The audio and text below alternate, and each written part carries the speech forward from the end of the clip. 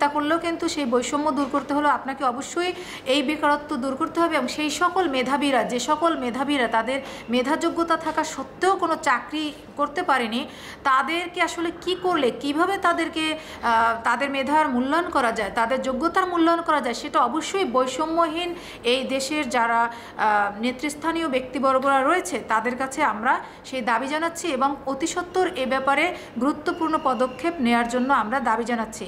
আরও একটি কথা হচ্ছে বৈষম্যহীন দেশ গঠনে মেধা এবং যোগ্যতার মূল্যায়নের জন্য অবশ্যই চাকরিতে আবেদনের বয়স সীমাকে কোনো ডিজিটের মধ্যে আটকে রাখার বিপক্ষে আমরা অবস্থান নিয়েছি। কারণ চাকরিতে আবেদনের বয়স সীমা 30 করে রাখার জন্য অনেক মেধাবী এবং যোগ্যতা সম্পন্ন ব্যক্তিরা আবেদন করতে পারতেছে না এবং তারা ঘরে ঘরে পচে মরতেছে।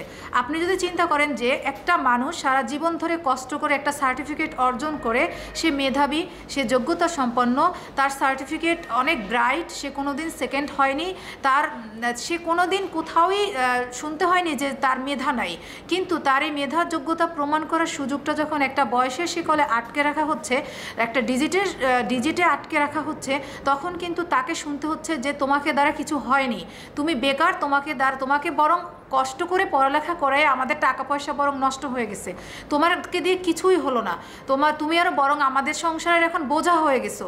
অথচ দেখেন তাদের সার্টিফিকেট অনেক উজ্জ্বল এবং তারা চাইলেই কিন্তু অনেক আগেই ভালো চাকরি পেতে পারতো, কিন্তু এখন পর্যন্ত তারা পাচ্ছে না। সুতরাং এটা যে কত বড় বৈষম্য এবং কত বড় অভিশাপ বাংলাদেশের জন্য সেটা কিন্তু আসলেই ভাবার বিষয়। আমরা জেনেছি যে বৈষম্যহীন একটি কমিশন গঠন করা হয়েছে, যে বৈষম্যহীন কমিশনের লক্ষ্য হবে, উদ্দেশ্য হবে বাংলাদেশের সকল বৈষম্যের নিরসন করা। তাহলে আমাদের দাবি হচ্ছে যে বৈষম্যহীন কমিশনের মধ্যে যেন অবশ্যই মেধা এবং যোগ্যতা মূল্যায়নের পথে বয়স সীমাটাকে উঠিয়ে দেওয়া হয় এবং বেকারত্ব নিরসনে কি কি করা উচিত সেগুলো যেন অতি সত্বর করা হয়। কারণ আমাদের এই বাংলাদেশে যদি আপনারা ঘেটে ঘুটে দেখেন, গুগল সার্চ করে দেখেন, আপনারা যদি অ্যানালাইসিস করে দেখবেন শিক্ষিত বেকারের সংখ্যাই রয়েছে লক্ষ লক্ষ। তাহলে শিক্ষা অর্জন করে কী লাভ হলো যদি একটা দেশ তার বেকারত্ব দূর করতে না পারে, একটা দেশ যদি তাকে যদি কর্মসংস্থান দিতে না পারে, তাহলে এত কষ্ট করে তো শিক্ষিত হওয়ার দরকার ছিল না। তাহলে তো নিরক্ষরতা দূর করার জন্য যতটুকু শিক্ষিত হওয়া দরকার, এসএসসি বা এইচএসসি পাস, ততটুকু করেই তো তারা কাজে নেমে যেতে পারতো। তাদের তখন থেকে যদি তারা কাজও করতো তাহলে 7-8 বছরে তাদের একটা কাজও কিন্তু আজকে অনেক বড় একটা কাজে পরিণত হতো। তারা দেশের দায়িত্ব নিতে পারতো, সংসারের দায়িত্ব নিতে পারতো এবং তারা বেকার থাকতো না। তারা কেন শিক্ষিত হয়েছে, সার্টিফিকেট অর্জন করেছে? তারা ভালো চাকরি পাওয়ার জন্য। অথচ তারা এত কষ্ট করে পড়াশোনা করেও সার্টিফিকেট তাদের ড্রয়ারে পড়ে পচে মরতেছে, তোষকের নিচে পড়ে পচে মরতেছে, খাটের নিচে পড়ে পচে মরতেছে। তাহলে আমার প্রশ্ন হচ্ছে যে শিক্ষিত যুবকেরা 30 বছর হয়ে গেলেই কোনো আবেদন করতে পারবে না বা তাদেরকে বেকার থাকতে হবে, তাদের কর্মসংস্থানের অভাবে গরিবের নামে গরিবই থাকতে হবে, তাহলে বাংলাদেশ থেকে এসএসসি এইচএসসি পাশের পরে শিক্ষা অর্জনের রাস্তা বন্ধ করে দিক। তারা বলে দিক যে ঠিক আছে, তোমাদের নিরক্ষরতা দূরীকরণের জন্য একটু শিক্ষিত হওয়া দরকার, তোমরা এসএসসি এইচএসসি পাস করো, তারপরেই তোমরা কাজে নেমে যাও, তোমাদের সার্টিফিকেট অর্জনের দরকার নাই। যে সার্টিফিকেটের কোনো মূল্যায়ন নাই, যে সার্টিফিকেট দিয়ে কোনো কাজ পাওয়া যাবে না, বেকারত্ব দূর করা যাবে না, কর্মসংস্থান হবে না, আবেদন করা যাবে না, তাহলে তো সেই সার্টিফিকেটের দরকার নাই। তারা বলে দিক যে তোমরা 8 পাস 9 পাস বা তোমরা একটু লিখতে পারলে পড়তে পারলেই তোমরা তারপর আর পড়াশোনা করো না।